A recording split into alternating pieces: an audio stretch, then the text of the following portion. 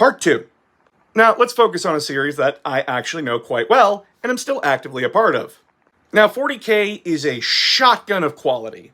Some stories will actually be really, really good and have you go into deep, complex thought about the nuances and the storytelling.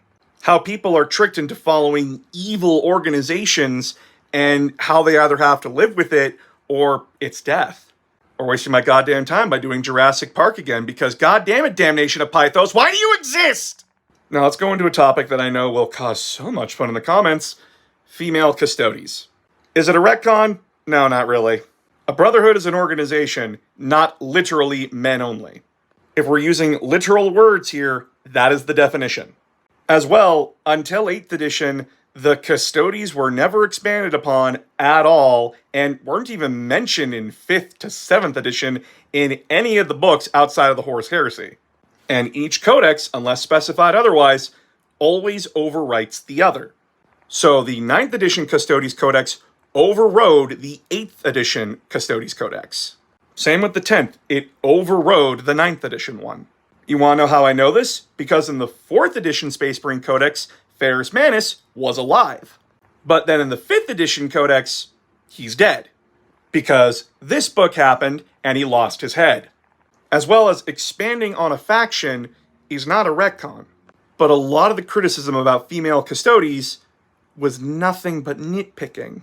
Or trying to use debunked real-world science as an argument against them. Or saying that it takes away from the other female characters within Warhammer. How? The Sisters of Silence aren't unique because they're women, they're unique because they're anti-psyker units. Because the Custodes really suck at fighting psychers and demons. That was the whole point of their inclusion within the Talons. It doesn't take away from the Sisters of Battle because the Sisters of Battle are psychotic, brainwashed orphan nuns.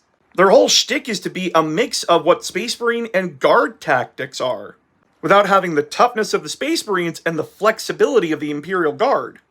Does Supergirl take away from Superman by existing? Because they dropped that last Son of Krypton thing a long time ago. And again, stop trying to bring real-world science into it in a series where mushrooms scream and warp reality.